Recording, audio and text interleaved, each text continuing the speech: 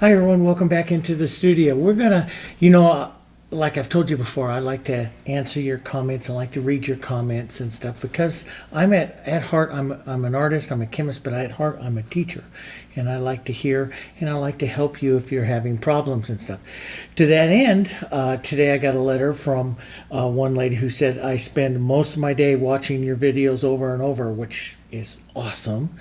She said, what I would like to know is, how do you do open roses? Well, Janet, I'm going to show you how to approach open roses. Of course, there's a couple of different ways we can do it. We could do it more contemporary. We could do it acrylic. We could do it global. We could do it more traditional. We can do a halftone version of it and copy them more directly. There's a lot of different ways. I think I'll do, since I've been pushing a lot of the contemporary flowers with everyone here on the channel this last couple of months, I think I'll do this more contemporary, but in the future I'll show you some different ways. Okay, at the end of this video I'm also going to explain a couple of new advancements that we're working on that I think are going to help. It's going to help, well, I know it's going to help the acrylic industry a lot. So we have a lot of things coming. But I want to get into the painting right now, okay? So this is an open, I love David Austin roses. They're just magnificent. This is a David Austin rose that forms more of an opened up rose called Belle's Story. And so I'll use something like this for inspiration. I painted Belle's Story years ago, and this is just a photo I have of it. It's not a really great photo. It's kind of grayed out. That I put it with some acanthus scrolls and stuff. And that painting is here in the gallery somewhere, but this building is 13,000 square feet, and we have right now over 600 paintings in it. So I'm not sure what floor or where it might be. So I did have a picture of it on my computer, so I printed it off for us just to show you some of the different ways. But I'm going to do it a little bit more contemporary than this. So we'll use some of this. I'm going to use brighter colors, and let's get into it. Okay, this is an 11 by 14 board. My traditional, this is an MDF multi-density fiber board. It's made with the new no formaldehyde, non-toxic resins. All the links for everything that I do, including the heritage painting and everything, are always in the description in the video. Well, I guess it's down there, so it'll be in the video description. You can always click there. Okay, those of you that want to learn more, do more, and have a better organized way of studying our videos, go over to our free video page on the JanssenArtStudio.com. Click free videos. We will, in the next couple of weeks, be opening up a free classroom in there where we're going to have a bunch of new continuing education classes. I'm joining together with 2 other teachers, and we're going to show you some really cool acrylic techniques. Okay, all right, so this is the board, 11 by 14. I put down some medium white, which is made from white, yellow oxide, which is this, and a little bit of black, which I don't have out here. This is my standard painting palette. I replaced the phthalo blue with cerulean blue, which is one of my favorite blues when I want to paint do some toning, not as harsh. Sometimes that phthalo blue is really hard to use because it's a very, very powerful blue. The cerulean blue, PB35, is not as powerful. So here's Hansa yellow. This is yellow, Darulite yellow.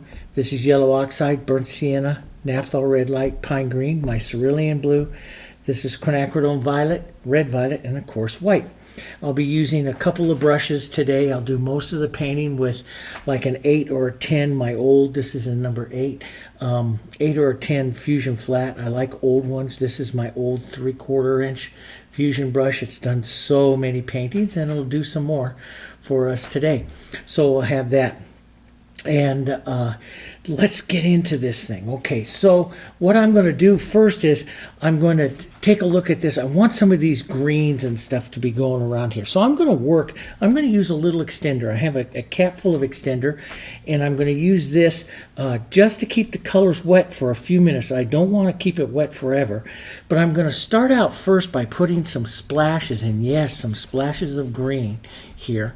And all of this will change, but I'm going to put down some what we call some tonal colors, tonal splashes down here first, And this is this for a couple of reasons. One, I want to simulate some of the green that's going to go on, the greenery that's going to go on behind there. And as an impressionist, I'm going to paint this contemporary impressionism. I don't want to capture everything right away. I want to capture the tones and the color. So I'm put on first pine green, then pine green and burnt sienna here. You can see is a lot darker, more toned. That'll be a good deep area right in here. Matter of fact, we could take some burnt sienna, pine green, and then cool it with a little red violet. This will make it even darker and cooler yet. That gives me a high contrast area right here for some of my main flowers that I want to work into. So wherever my Bell Story roses come up, probably that one right up here and one right down there, they will contrast a lot against the dark cool green because my colors right up through here will be so warm. So it'll give us a nice bang to our painting. Let's take this green and some yellow oxide and some burnt sienna. This will make warmer touches of other greens right out here. Add just a touch of the extender. The extender, I like it mostly more than anything else because it makes the color slide over the surface. And when I'm doing real casual brushwork, I do like it to slide. Now I'm going to add some white to this and take a softer note of it, taking it up like the background just a bit more and move some of these colors out. Here, this will soften some of my effect. Now, many times you see me put blues and stuff into the painting, and I do like to do that. And I just might do that. I might not yet, but I do like to do that, to have some of those blues and stuff.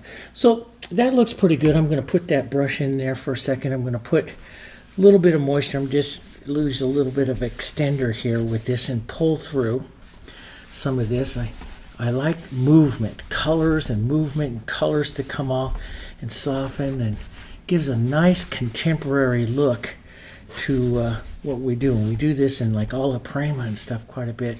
I just like pulling some of this out and giving some nice color movement. This will be a nice base, for the flowers. Now, if you want to take it all the way up and, we could put some color spots. You can think about this. I mean, maybe a color spot of a light blue, because some of my longtime painting buddies out there, Tame, she likes, and you got to go check out her channel. Tame and Deanne, I teach and I paint with those. Those are my painting buddies, my daughter as well. Go check out their channels. They're always commenting on my videos, but go check out their channels. They're fantastic flower painters. But Tame always says, every painting needs blue. Well, blue is my favorite color. I don't disagree with that too much. But she says, I always feel better if I can see a little sky. And that's true. So, it's, but see, that does change that quite a bit. Isn't that kind of pretty? And, that's what you do. Let's maybe put that little bit of a color note back here. And we might add that into our flowers a little later. Let's take some of that tone green and push that right up into that. Sometimes making the backgrounds is actually more fun than painting the flowers themselves. I just love making multicolored backgrounds and putting some color sparks in it. Let's go ahead and do that. Let's take some red and some violet. Nice cooler color, maybe a little red violet with that, just a bit to darken it down. And let's push in and push and blur. This is what I call blurring. I don't blend, I blur. I blur the color note out so that it's softer into the background back there like that. So, and we may want to have a couple of real bright little color spots. So maybe some quinacridone and some pinks here. And we'll just leave we can always change it, but see, this is a very contemporary. So what you're looking at is you kind of like say, oh yeah, look at that little color spot back there. Maybe I can emulate something like that, or, maybe I'll have another one back up over here, a color note or something that comes through. You're not painting the flowers, you're moving the color more than anything else. But that little bright color note is quite nice. Quite dangerous to have, but we can always soften it. We're professionals, we're artists, we can do this. So I'll put a little cool color into that, just soften it out. Now this, again, this will dry down and stuff, but this gives you a kind of a fun little way to look at some of your potential flowers, shapes. And I love how Impressionists approach the painting, the loose painting of it, and painting it sometimes really loose. Like here, I'll just kind of imagine where the bowl of the rose is. I kind of imagine the light coming from the top here. And we push this on. And so I'll give just a little imaginary shape to that. And, you know, maybe a nice warmer note. Let's go even with a little bit of our red and some that darky light yellow. A nice little warmer note of the color into that every once in a while, just a little hit of that, and it just adds so much. This is it. Let me put it this way: it's not easy. Okay, it's going to take practice, and frustration can climb on you in a painting like this. You know, unless you've done several hundred of them. I mean, there's a process to it. So, you know, if you're not comfortable there yet, just enjoy the video, the process of it, just like I did several years ago. I'd watch these artists do this, and I'd watch them, and I'd watch them, and I'd watch that video several times and see how they, you know, try to get into their head of what are they thinking of and seeing. And I can do it now. But it takes time. It takes repetition. So there's a nice, just a real casual sea rose that's just going to flow back there. So I've got a warm side and a cool side. That's what I'm thinking of. Kind of the body of the rose, maybe a few reaching type petals, the petals that come out from the bowl here. But I try not to be too specific. And, you know, if you're a beginner learning, that's really hard. We have a lot of other ones that you can start on, but starting something like that would be really hard because it's so loose to begin with, okay? But let's go in. I don't think I need a long handle brush here today. Let's go back to our 8, okay? And let's start working in while this is still a little wet. See, that's still a little green, still a little wet. I want to work that while it's wet. I want to take some of these colors, maybe some of these nice cool colors, a little bit of extender, and I want to work this. Let's see, I'm going to paint one right up in here. I'm going to work this into the green a little bit here so that it gets a natural tone. So it's the green is going to tone my colors here, and that's what I want to do. I want to tone them back before it dries. I want to push and create that nice tone, grayed tone. And what that does is it anchors this flower to this background. So you see that, and so I anchor the flower, and then I'm going to build up off of that flower. So let's put another one right back up over here. Now here it's a little more dry and less green. You see the brightness of the tone here. So I'll put this on here like this. So I'll have one there like that. Be kind of a fun little painting there. Let's get into, I'm going to start out first. You could use any yellow, but I want to start taking some of this green out. Now green's a very powerful color. If I come in here with Hansa yellow, which I eventually want to do, and I put that on there and push, it's just going to go green and disappear, because the Hansa yellow is not as powerful as the yellow oxide. So I'm going to go yellow oxide. Now this is all color theory, you know, and this is, you know, speaking to you as a teacher, okay? If you haven't studied color theory, you need to study color theory. It reduces a lot of your frustration. And I've been studying and teaching color theory for 35 years, and I'm still studying color theory. I will study color theory for my entire artistic career because I'll use colors differently, and I'm constantly studying it.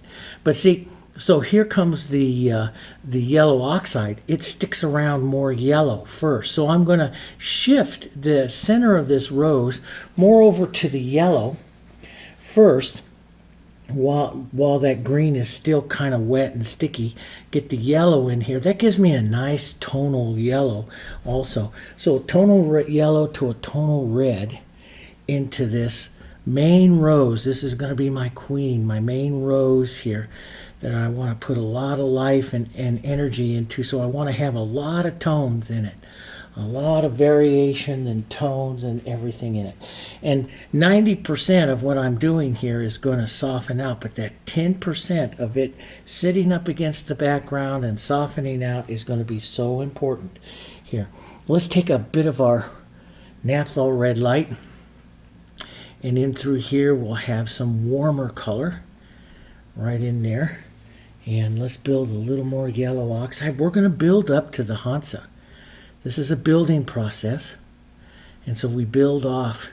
And when I started, studying or switching from studying the Dutch into studying some of these Impressionist techniques, I found this way of painting that was just amazing. Did a lot of amazing things. Let's get a little brighter. So you see over here where it's a little drier, you can get brighter a little quicker. Let's go into some of our Hansa right in here and build that. So you see now that I have that yellow down, the Hansa doesn't die quite as fast. I'll give this just a second to tack up and stuff, and then we'll continue on with that. While that's going, we can go over here and hit a few other little cooler red violet, quinacridone violet notes over here on this side of this flower over here. Push that in. Push a little more red. Let's push a little yellow here so we get some of those colors in there. See, right now I'm just looking at the colors. I'm not shaping any of the flower. I'm looking for color. And that's the most important thing. And when you start thinking about painting your own things and designing and doing anything, one of the things I always tell my students and stuff as they start heading out into doing their own thing, there are three major parts of a painting, and the three areas that you have to study. The first, primary, and most important, even according to Itten and stuff, our modern color theorists, is color. People are attracted to color first before even they know the object. There's color. Then there's design. That's another thing you ought to teach: how to design, how to draw, how to put a good floral composition, any kind of composition together. It's design. And then the third one is technique. There are so many different varieties of techniques. If you're an artist, that's the things that you need to be studying. You just don't go over there and paint still life after still life after still life. With each still life, you need to study a technique. What's the light source? Are you painting through light? Are you painting chiaroscuro to your light? You need to understand some of that stuff. And that is what gives you ideas, but you need to study the history and the techniques, the color. That is what makes you an artist. That is what takes a chemist like me and turns me into an artist. I found I can study the old and try new things. So as this is tacking up now, see how it works a little better. I still have it a little thick so I can soften some of that out.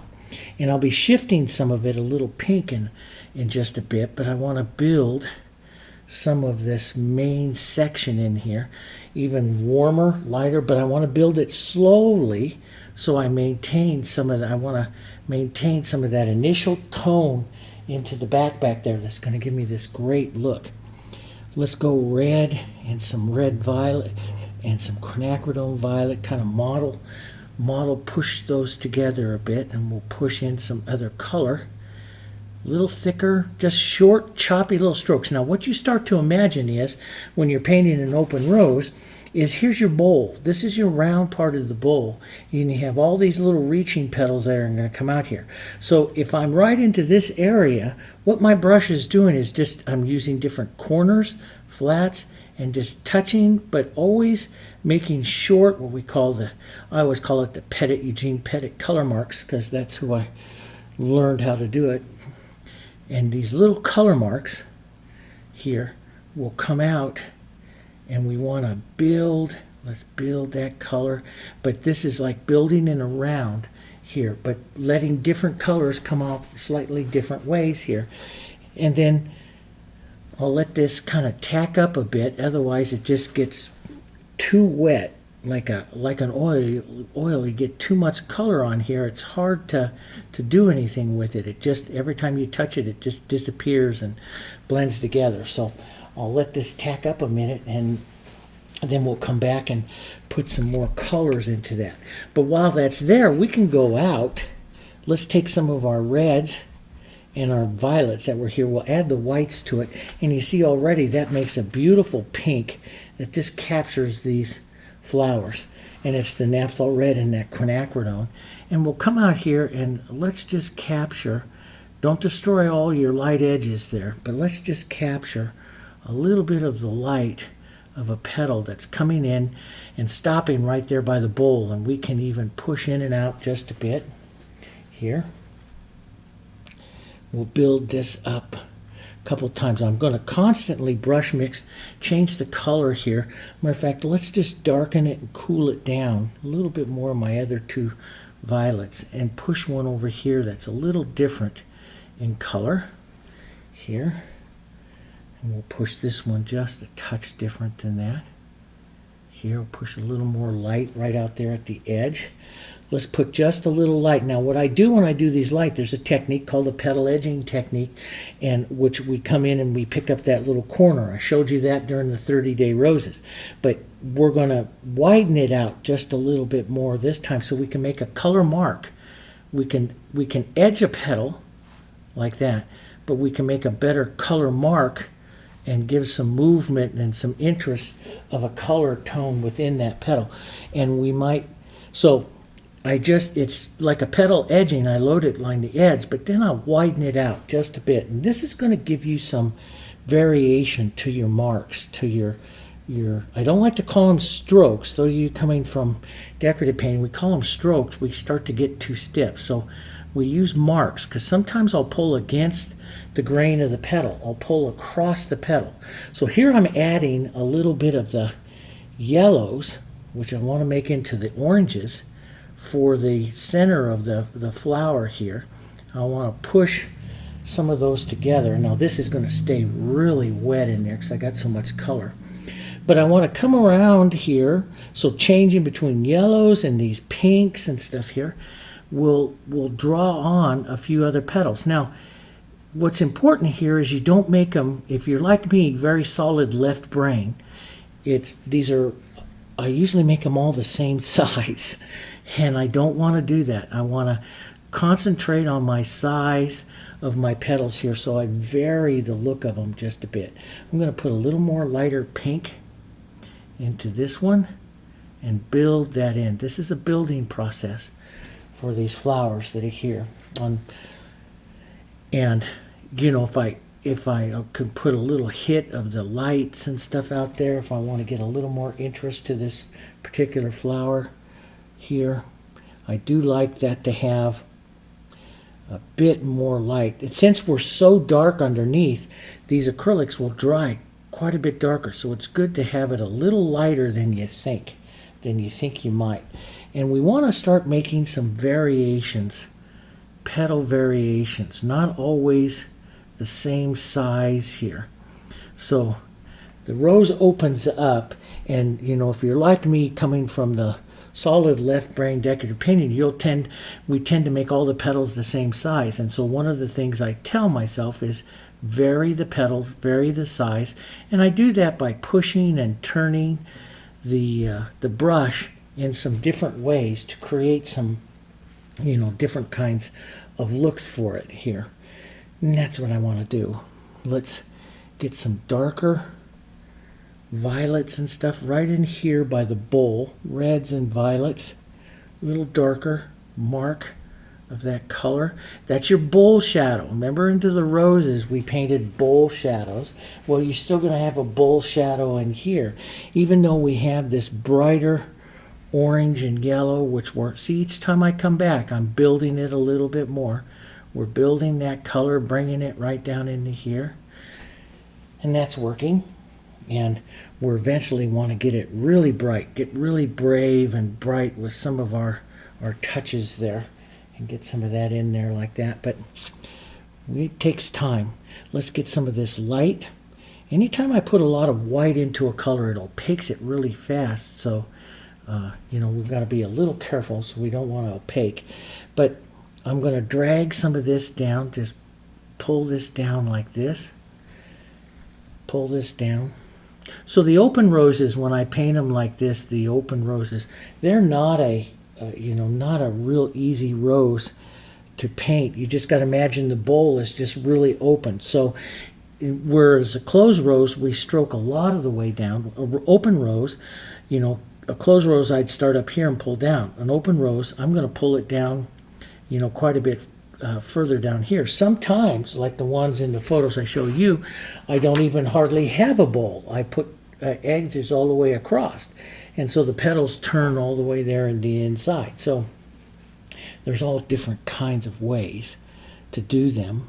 And I like to do them all different kinds of ways here. But I'm slowly going to build that in. And let's turn a little more pink back here. A little more movement. That's all more than anything else, I paint them for movement in here. We want to get some of this light, soft, kind of orange. Push some of that in, get some of these colors going in there like that. It makes a nice, pretty little thing, but we want to get more light and stuff and warmth. We'll get there. Let's come right out through here. Let's build. And I'm going to build a lighter petal. So now I have a problem in between this one and this one. Now, you don't have a problem. You just have to bring them together, and this is where I start to look at bringing in halftones somewhere in between and pulling those out, bringing my colors together. The values should always travel around the rose a bit here. But you'll have other things like small light hits. With real flowers, you'll have small little hits of light. And you don't want to not include those. You should include those. Here, new paper towel. Here. Let's put some nice fun reds back in here onto this side. Boom. Get some of that coloring going in there. See, and that's half the painting of this flower is to get this beautiful coloring. You got yellows to violets through the reds. You got some beautiful coloring. Look at this quinacridone. Go right in there. Leave some of that yellow. Push some of this right around out here like there's some suggestive petals there. It makes just a real pretty type of a rose there. Let's get here a little lighter on these edges here. Pull these down in. Build the color again. Once it starts to tack up, I like to come back and work them again. Here, let's push a little bit more. And my petal is just a little stiff perfect here, so I'm going to fuzz up the edges just a bit here. There, like that. I like to do that. Let's put a smaller little light petal right in there. And see, I just stroke small because I'm setting in all this movement. It doesn't take much to build a petal. Just a couple of strokes in there to build a petal. Maybe a little bit of a cooler shadow or something right there by the base. And see, I just tap that in there like that. And I can add that petal. I can use the petal edging technique, load up pretty heavy on the edge, that corner that has a lot of the light, lean over on that and do a bit more drawing of the petal if I wanted to. Let's cool one off and drop a cooler one right down in here. Variation. We want to get some, when you're painting the open rose like this, you want to get a lot of petal variation because some are hitting the light, some are sitting in the shadow of another petal and stuff, so we want to get some of that nice variation in there. And I'll touch around here. Now I'm going to bring back out some more light up here to the front, kind of like what that one is shown here. Maybe an arching kind of a petal here. Just arch your brush a little bit here. Pull out, kind of, and leave some of that extra out there like that. And let's leave another little arch or one kind of straightened out there just a bit. And then let's close back up the front. So I'm kind of looking at like three different of the inspiration there of the Bell Story. I'm using like three different ones there to kind of build it. So, but I like kind of the movement of some curving strokes there. Now, if you lose your shadow, just put a little shadow in your brush. Start right out through here and curve and lift off. Don't pull the whole stroke. Just curve a little bit and lift off. That'll keep the shadow down deep inside of that petal and let the light come back out. Let's put a bit more of the light right up here into the front. And so it's a building process. Sometimes I start out with just the biggest petals and build it, and then sometimes I just start doing this kind of thing of building different petals, and if I have space, I'll drop another petal in there. Let's get a little red violet. Love that quinacridone though in this flower. That quinacridone is just beautiful inside this flower. So I like to keep it in there. I want to really take that quinacridone in red here, nice pure color, and see if I can leave a nice mark of it right in there. And see, that's just a real good color hit right in there. And then we can take some light right out here for these. Here, pull those in. Let's push a little bit here. Maybe that's an extra little petal. You know, it could be completely different, pulled out that way. There, like that. Push in. Pull this way, you take out the shadow. Pull in that way, you're putting in the light, pulling down the light. Let's get some more of that quinacridone. Maybe a little red in that too. And shoot in a little darker touch right there in the center. Let's take this down a bit. That'll open up the rose just a touch more. See, I like that movement. See, the movement in there is so important. Let's leave a little bit more of that yellow working in there. Just working those around here like that. Okay? Just work them around. Everything you do in the roses have always got to be a kind of a rounding movement. That's the life of the rose, right? Let's take a bit of that light right here. Let's draw in a lower front kind of open petal there. I like this one that has just that little chisel petal right there as well. And because I do like chisel petals in there, they really kind of help you set stuff in your bowl. Let's get a little cool color on that though, right in there. That's kind of neat. Let's take that petal edging here. Let's edge this petal a bit more. Now see, you can leave that solid light edge petal out there. I did that for the longest time. As a matter of fact, that's what I did on these. You can see that light little edging onto the petals. And so, I mean, that's perfectly okay to do that. Now I can take, if a petal I feel is too big, I'll divide, you know, because petals get smaller as they get in towards the centers there. I'll just do a little bit of tapping around, adding a smaller petal into it, or overriding it with a couple of marks that could be smaller petals. Let's lighten that just a touch right in there. That's kind of pretty. I want to put a couple of real light yellow hits, yellow and white, not mixed up real well. You see these kind of bent over petals right there, and you see that the Bell Story has those. So you just want to bend them over a bit and add some of that movement or the idea of it. Don't get in there and try to paint anything too perfect. Just drop them in there and the viewer will pick it out. And let's drop in a little more red. Move these smaller petals moving out. See, the darker red paints out some of that yellow really easy. That gives me a bit more movement there. Let's put a bit more light right here. We could even bend one of the petals, the light petals, over if we wanted to, but I just need movement more than anything else. I want to put a little bit of movement right out here, maybe some smaller little... See, petals get smaller. They're not opened up all the way yet. They're smaller on the inside, so, you know, keep them smaller. Let's put a bit more light and some movement here, pulling down and around here. Let's put another little chiseled petal out here. Maybe just a little idea of one. Leave a lot of that shadow there. So you can see it building, see? We started out on the outside, then I jumped into the inside. And that's normally how I do it. What I do is, and it's kind of a nice way to do it, is you jump out, then jump in, and then fill in between.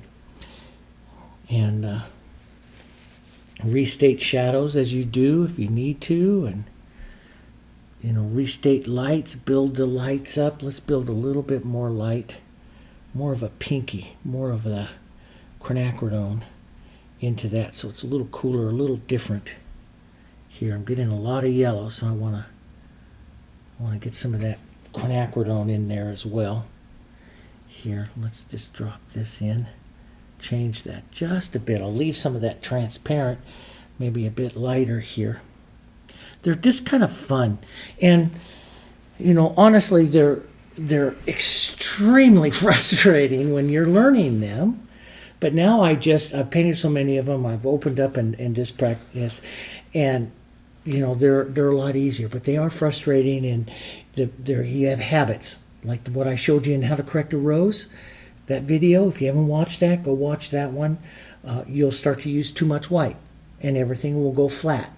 You'll start to make, if you're a decorative painter coming from decorative painting like me, we tend to make every petal the same size. So look for that. Try to get the variation. Sometimes just use the corner of your brush and make little turning shapes. That's all you really need. You don't need too much stuff going on in here, inside of a rose like that. I love that little light hit that's right there. I want to put another smaller, more of a, and there, this one, I'm looking like this. I love that. See that little light hit right there on that one. I like that, and it's going to probably take more white than this, but that's pretty darn close. See, that's kind of a pretty little petal sitting there by the front. So when I create a rose to keep myself from copying, I'll look at 3 or 4 different roses as I'm painting, so I don't copy, because I go into a copy mode really easy. And if I go into a copy mode, I make a stiff little flower. So I try to keep myself out of that by painting my own flower, but making it a flower that's really kind of a blend of 2 or 3 or so different flowers in that area. So, and let me flatten out, let me put a brighter red right here into the center and flatten that out just a touch more. Push this one down. Let's open this one up a bit more, because see, I can just do that with this, and just by tapping the brush I can create some nice movement here. I can create some nice pulling out, like that's going to be a petal right there. Just pull right out. Imagine the bowl swooping out, coming like that. You can also get that by pulling in there, but that makes a nice little petal. Let's close off here a bit of that bowl right there. Maybe just a touch of that right out there. Like that. That's kind of a pretty one. Let's take some of this. We'll let that dry up and see if we need to do some more to it, which we could. I'll show you. We'll go over here to this one back here, and we'll just take some of those pretty colors and push. And see, we don't need to do a whole lot. We're going to paint the impression. So all we need to do is make a few lighter petals and a few darker petals. Maybe a better hit right out here of some yellow oxide to give the impression of a yellow center right out there. But we don't use any of those brighter ones because your eye will go there real quick. Don't want to do that. I need to have a little more yellow right up into there. That's just pretty in that flower. See, it's easy to add. Just push it in there. Get that yellow in there. Yellow and the orange. Some of the naphthol red light and that Hansa yellow together. Let's just drop a bit of that. I love that orange into the pinks. It's so pretty. Into the quinacridone here, though. See? That warm into the cool. It's really kind of nice there. And we can put a bit of a brighter spot in there. There we go. I go back and fuss with this one again here. Let's not do that too much now. Let's go back up over to this other one, take some of this lighter color, produce a idea of maybe an idea of a petal or so coming out this way. Not too much color or anything with it, just a bit of it, and maybe a touch of that yellow back there. Then we'll come back up over here to this one. Now this one will be easier to paint in the center because it's dry. So this is why I like the acrylics. I'll see how the yellows show up immediately right away, but it doesn't have a lot of the outside tonal interest, but it's such an easy way to paint. And then we'll take some of our cooler quinacridones. We'll run that right into the edges here. And we just blur them together there. So I do it kind of while the color's wet a little bit, and if it's hot where you are, add a little extender. But let me tell you, it's 95 degrees here today, and I turned off the air so you don't hear it on the cameras because it produces a little bit of a hum that you can pick up on the camera. So turn that off. So I've got about an hour before this room gets really hot. So we got to get it done. So anyway, we'll continue on here. Let's get a little bit lighter. Some of this warmer pink. Let's put the lights right up here. Let's start to draw some of these pretty petals here. And let's push those right out there by the growing out to this front of this one. Maybe some cool pink ones.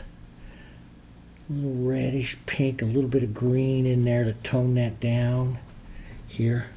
Let's push some toned ones further back up in here that are right back. Maybe you could put a little bit of light out by the tips of them. That'd be good theory there. And let's twirl around some of this yellow right here. Gets that nice rounding movement into the center. We'll take some of our reds and that quinacridone and do the lower side here, twirling that, circling small, use different corners of the brush, push it around. You're just painting the movement, see? That's all I'm looking for is the movement in there. And let's get some of this light red and violet together here and push a bit of that out onto the edges of those petals.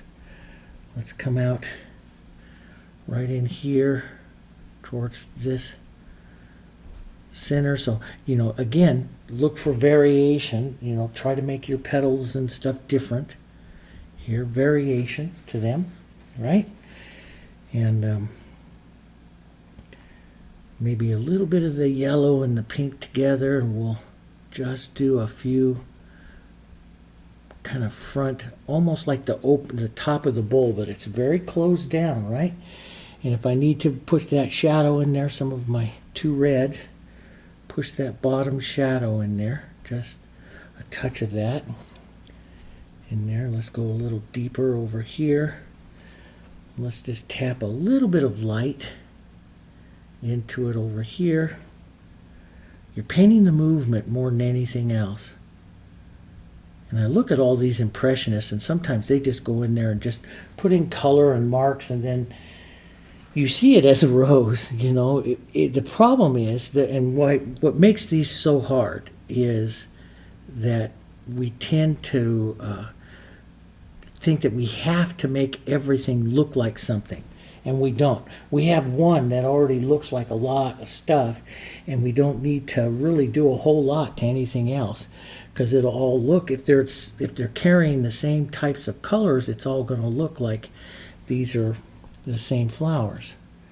So we'll put a little bit more light right into that, a little bit of yellow into that with this here into the front here, and I'm just going to put a few marks of some colors. See, just marks, that's all we've got a lot of movement to the flower. You just need a few marks, you don't need a whole lot.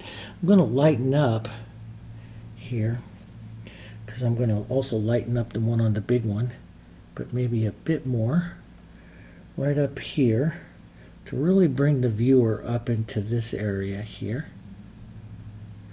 We'll drop in a bit. But see, just having some, quick little petals like that and just leaving it, that's more than enough. And a little bit of light here.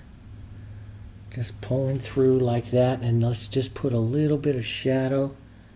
Just kind of rounding through there. See, you get a nice, and it's just movement more than anything else. And that's what I'm looking for, is just the movement.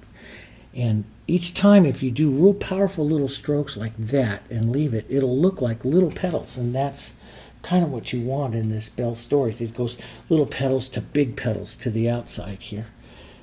Yeah, let's take some of the red violet, the cooler of them, and fix up a bit of this outside petals. Just pulling down. A little bit of color and stuff back out here that we'll paint into that. So that one looks kind of cool pulling down like that. Let's take just a bit of this light and maybe hit one or two little areas here. Just put the marks. These are what I call those petit marks. See, you don't need that much there.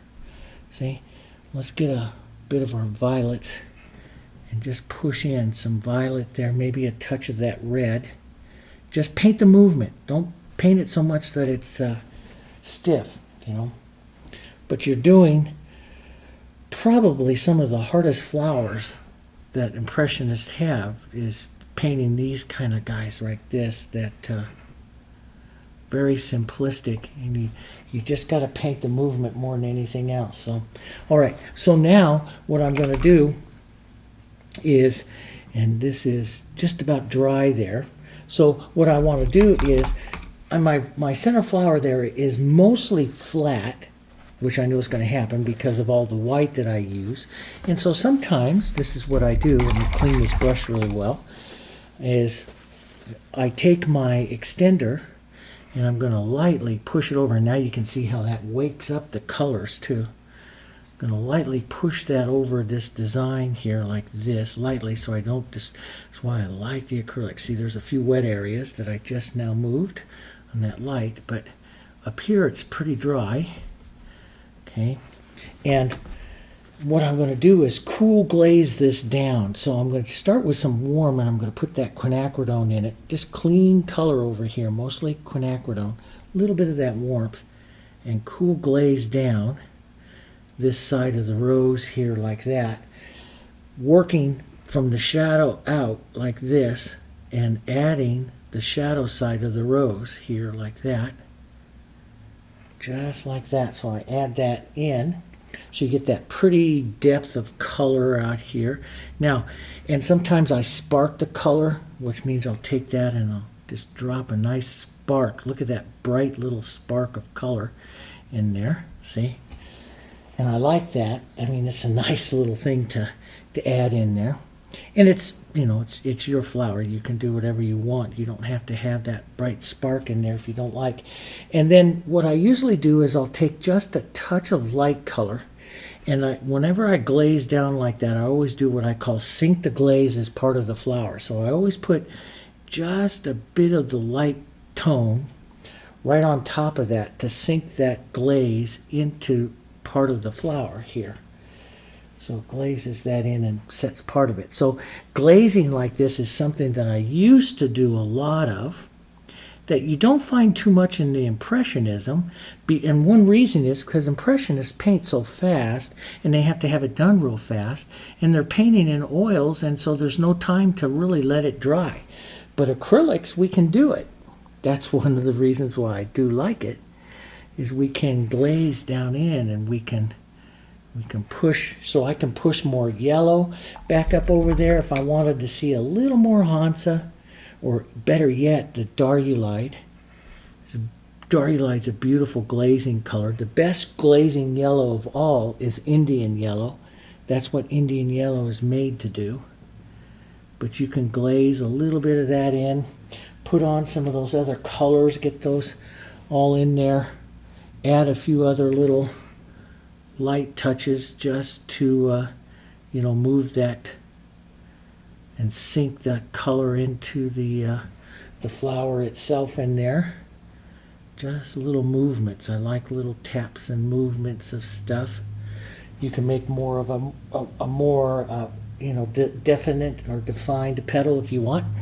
Okay, I can take that deeper quinacridone and a little red violet and push that real deep right down in there, which is really kind of nice to have a bit of that right in there. It just gives a little bit more of an interest. Now, I do like to also have some petal variations with that, so we'll just drop a bit of that in there. Maybe another little petal coming off here. So I just don't like one area of a big shadow. But we're all different. You can do your thing too. Just gives you some ideas. Okay, so that sets that one in there. Now, let's go in.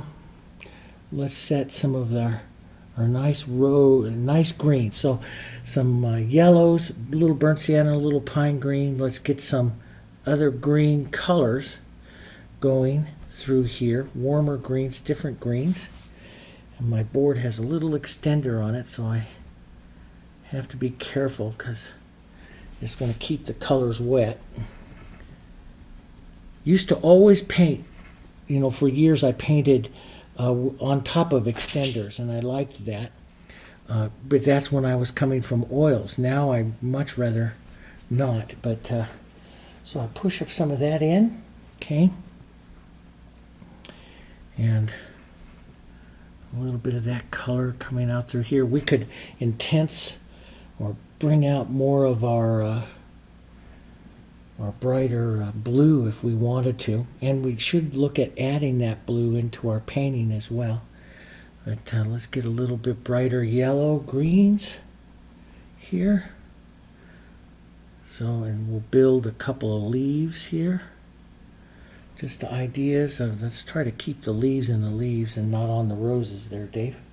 And but you can do more defined leaf shapes. You can keep them more impressionistic. I like to keep them more impressionistic, but you can do more defined shapes if you want. Here. Vary the greens though. See how I'm just changing the yellows and the amount of yellow, white, and pine green so that I change the green. I'm a big advocate for changing the greens so that you don't paint too long with the same green. Here. Let's just point up this leaf. The Bell Story has more pointed leaves, so and let's just take a bit of dark pine green and some red violet, maybe a touch of burnt sienna here. Push the dark underneath and pull out just a bit there. You can use the pine green and the red violet as a real deep, dark, negative painting green to draw some more contrast, like right back up in here, and let that other rose here come out from the shadow there, like that. And that can give you some more contrast back up in here. Use a bit of that as you're pulling some of these others down. I like that. I do like stems into my paintings, so I'll add a few little rose stems here, just very casual here. Build up these greens a bit more, these leaves, just a touch more here. And maybe I want that just a bit more green, I think. Not quite as much yellow. The green will look, because now it doesn't have as much yellow, it'll look a little cooler. And I do kind of like that. I want a little yellow because I want, because it's carrying the yellow of the roses itself. But building back and forth between these will probably be a better thing here. And let's just drop some of that right out here. Try to do it as simplistic as possible, because for me that's the prettiest way. 1, 2, or 3 strokes like that. Pull a little of that color out. See how it picks up a little of that red and stuff in there? That's neat. Let's take it a little lighter. Use the chisel of the brush and try to use some paint, Dave. And let's just push out I like to add the little vein lines like this because to me that just gives a extra little line of movement that I like, you know, coming out of the design. Then I'll sometimes hit the tips of the leaves with that light color as well. And I like that. I scoop up paint like this to get more paint out onto an edge and just touch and lift off. And that gives a little different look. We can get a bit of a light streak right there onto that one. There. That's kind of pretty. Let's get a bit of that cerulean into this and add a touch here, going around. Get some more green, some different colors, a little burnt sienna. Get some of those real quick. You could add the burnt sienna leaves down there like I do sometimes, you know. It's just fun. There's all kinds of stuff you can do. I can add a more perfect little set of leaves. Sometimes I like to come out to the clean area and add a little bit more leaf shapes back there because that just takes your eye out there as well. There we go. Really kind of filled up that design, but I love that one, and I love the casual nature of the other ones here. Probably a bit more diarylite and Hansa right in here spinning around. Boy, a little bit of that green came out of my brush. Isn't that neat? That makes it look like you know what you're doing. Those are, you know, those happy accidents we always talk about. No matter how hard you try, you could never plan it and have it come out like that. It just doesn't work for me that way. But I'll tint a little bit of that. I could in this lower one take some of the, you know, you could use extender, put extender over the surface. I could take a little red violet and quinacridone and increase the darkness of that red over there too. Leave it a little bit mottled like that. Just a little bit, not smooth. That's hard, boy, you know. I spent so many years in oils and blending, and it took me a long time just to do this. I call it the brush dance, to leave those little marks of color out like that. And I had to paint a lot of Eugene Henri Couchois and Petit and stuff to be able to do that when they paint more of these brush marks and stuff. And then I was finally able to do it, to really loosen up. Hard thing to do. Get a little bit of that orange in there. Just love that in that flower. We could look at maybe lightening up a couple of those petals, and then I think that blue is so soft, I don't think we need it. Normally, if the blue is not too soft, I'll put the blue up, and I might just put a hit or two of it in there. But usually, if the blue's really soft, I won't do it. But if it's a little bit more part of the painting, I will put it in as on the cool, what's called the moonlight side of the painting. Let's just lighten up just a touch of these. Just on some of those edges, really get that nice coloring in there. And I did like that little bit more of a edge of a petal there coming through. So I can build that up. But a bit more of that light. I like that light to dark in there. And even if, you know, your main flower like this just gets that light to dark and you leave it like that, that's fine. That's, you know, just one big flower like that, that's okay. There we go. That's pretty nice. Now, so, I mean, you can look at that cerulean, you know, is a blue-green. If it goes really well with this, you can lighten that up a bit. See what it looks like, little hits of it over here on this side. See, that is pretty. Just a few little hits of it onto the cool side of the flower. Just little sparks. You can also hit your leaves with that. And just little sparks of light. That's what the Victorian Impressionists would have done, which is what I like. Just add a few little sparks of that.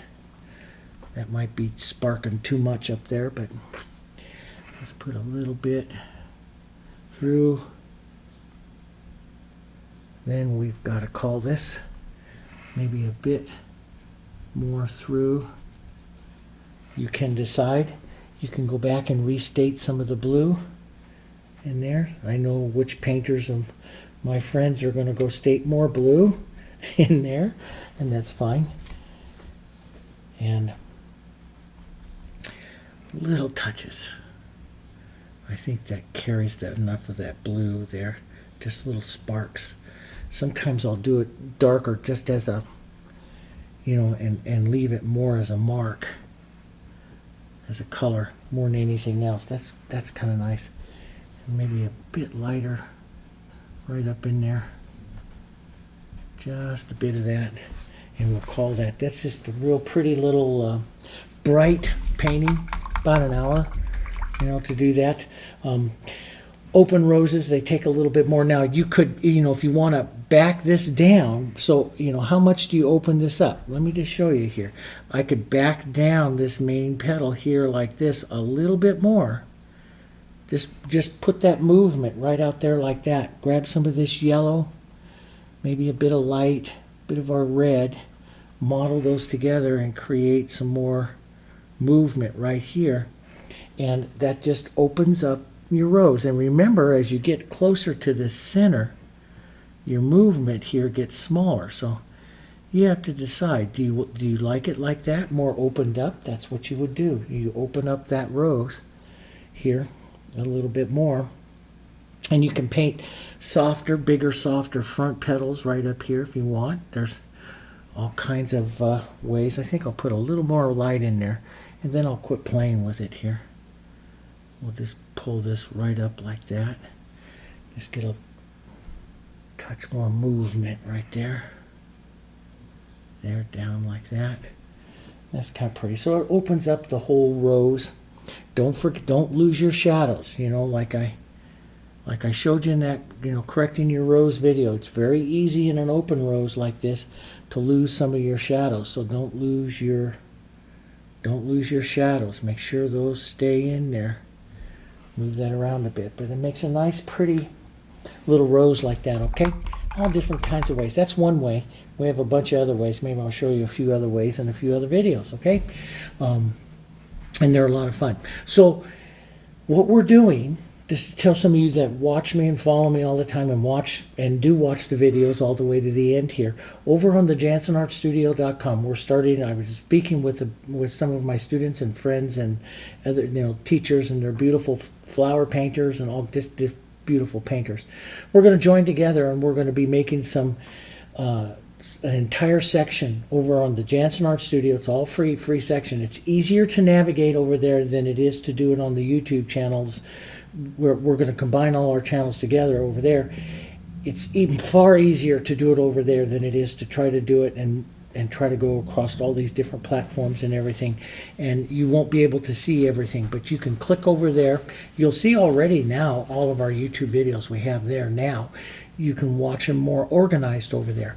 But we're going to start a whole thing there. It'll be coming in the next week or so. And we're going to paint everything, and it's going to start in beginning levels and intermediate levels, and we're going to be talking about all different kinds of things to do with paint. And we have all kinds of new products and everything that are going to be coming in support of that. One of them is this little thing that's coming. It's under manufacturing right now, so it's about 2 months or so away from getting here. But let me just show you something. This is put this painting away so it doesn't get damaged. This is pine green, right? And let me add some water to it here so it thins it out for a second. So it's really thin. And this is, we work with acrylics. Some of the things that I want to do with acrylics is show you some of the real thickening things, or really what we call the texturing things that you can do. This is a chemical called a rheology modifier. And basically what I'll do is just take this off this way. Just do it this way. But it's a real thick little gel thing here too. And I'll just add 2 drops here to this nice loose, boom, just 2 drops to this nice loose, it's very loose, of pine green here. Now watch what happens. As you can see, it's thickening up. It becomes a paste. Your acrylics become instantaneously here really super thick. See? Become super thick really easy. And this is going to allow us to see, actually one drop would probably been a little better. And so what it does is allows you to take colors, and this is going to allow us, and it feels just like an oil. This is going to allow us to paint textured, really thick textured strokes. So when you look at that, see, you look at that, it's instantaneous, it's texture, it's thick, and it allows you to do not only palette knife painting, but real thick strokes, especially those highlights and everything towards the end of a flower or something. And it still maneuvers beautifully into your brush. But you can get a granulated stroke by pulling like this. You get that beautiful granulated stroke. So here it was real thin. I added it to water, and it thickened right up. The other one that's coming is this. This is a really a great one. I've been painting with it for a couple of months, testing with it, and let me just do let's do the yellow over here. And so what you do is you can add up to 1 to this. Normally you can't do that with an acrylic because they start to get thin, but this has a glue in it also. And you can see this right here. It's very slick. This takes the acrylic immediately to the feeling of oil. And this puddle that here, I've done some drying tests on it right now. Now that I've mixed this up, this right here will take about 8 hours to dry. Okay, so you're going to be able to do a lot of, you know, a little bit more. Well, I'm saying a lot. You're going to be able to do incredible oil techniques, but you can still dry it with a hairdryer. It takes a little bit. Dry it with a hairdryer. But what I love about it is it has exactly the feel of the oils. It has exactly the feel of the oils. And I showed this medium to some of my students a few months ago, actually 6 months ago, and said it was coming. And then the COVID virus came, and we had to shut everything down, and we shut everything down. But now we're going back into production and stuff again. And I want to bring this medium back out. It's into production and stuff. It usually takes a couple months from production until we get it. And it's a fantastic medium, and we'll have a lot more on that. So I want to do a series of paintings that I want to call acrylic alla prima. And you know, alla prima, the rules of alla prima is that it has to stay wet during your painting. You have to finish in one setting and stay wet. You know, when we painted Watson and stuff together, you know, the dog back there, I showed you how we did acrylic with that. But we'll be able to do really true acrylic alla prima, just like oil painters with this type of medium. But the nice thing is you can switch over and do acrylic techniques with it too at the same time, which is what I love. It's going to increase the versatility, so you're going to be able to, and it's not like an extender. Like an extender that I add here, it's thin like water. So when you add the extender, it becomes thinner. The paint becomes thinner. Well, let me just tell you this too. You can, all kinds of stuff. I can add extender. I can thicken this paint up and now add extender to it. And now I have really thick, slow drying paint too. And it works just really nice that way too. So there's all kinds of ways. But the difference really between going here and here, this has binder in it, which means it has glue in it, which means you can paint with it directly. You could do glazing techniques. You can do all kinds of stuff with it. You can take your paints really, really thin. Never worry about them cracking or coming off, because it has the glue into the thing. And so normally a paint manufacturer doesn't put the glue into the binder as well when they're doing that, but we do that. So there's a lot of fun things coming. We're going to be showing all kinds of that stuff over on our Jansen Art Studio, and of course into our Jansen Art Online. All of our online students will get all of that information as well. And also this little thing, there's a lot of you that after painting some of the things I showed about correcting you know, correcting your roses, how to correct your roses and stuff I showed with the last video that we posted. You've seen these little value scales that I have here. This is for, you know, and a lot of you wrote us and said, where can I get that? Where can I buy it? No, you can have it for free. It's over, those of you that are in our online, it's on the continuing education page. They're called the value scales. And there's like 6 of them. We have reds, yellows, blues, blacks, you know, all different kinds of colors. Those of you that follow us on our other channels, you can go over to the Jansen Art Studio, click free videos. Right on the front page, you'll see my face. And right below me, you'll see you can click this. It's a PDF file. Click it and download it, and then you can print it. And I don't do anything special because I print these things and throw them away because I get paint all over them. So what I do is I print it out on paper, fold it in half, and then I cover it with packing tape, clear packing tape, because I'm going to throw it away. Now there's other things, you know, some people use, you know, like the you know, page protectors and sheet protectors and stuff like that. All kinds of stuff, I use that too. But I just take big long sheets of packing tape, cover it up over, you know, like that, and you know, you can, and that'll protect it. And they last for about, you know, 6 months to a year for me under camera, and then I just print off another one and cover it back up again. Okay, so those are available for you. Thanks so much. If you like the videos, please hit like down there. We really appreciate it. It helps us with the distribution of the video, and leave a comment. You know, the YouTube, like normal, it's just good practices. If they get a lot of comments, they increase the distribution of the video. So we're trying to grow the channel. So if you do us a favor, drop a comment, even if it just says, hey Dave, that's great, or if you have an idea, something you want to see or something like that, see us paint, we'll do that. If you have an idea for classes or something that you're having trouble with, we'll film it and show you how to correct it. Don't sit there frustrated in your studio. We can help you. Let us help you. You know, we have, you know, the artists that I work with, my friends that I work with, we all have filming studios. So I have this one here and one out in Pennsylvania, and we can film anything you need. So don't sit there frustrated. Just ask us, okay? But we appreciate you hitting like, dropping a comment. That would help us out a lot, okay? And I'll look forward to seeing you on some of the new ones coming. I'm going to go paint this one this afternoon. This is for my color theory class. We're going to paint the Timber Wolf here with a limited palette, the Anders Zorn palette. I'm so excited about this. I haven't painted an Anders Zorn painting in about 10 years. We're just going to use 4 colors. It's going to be fantastic. So I'll show you that as we get that painted too. All right, it's just fun. Isn't art fun? It's great. It really is great. Don't get frustrated at open roses.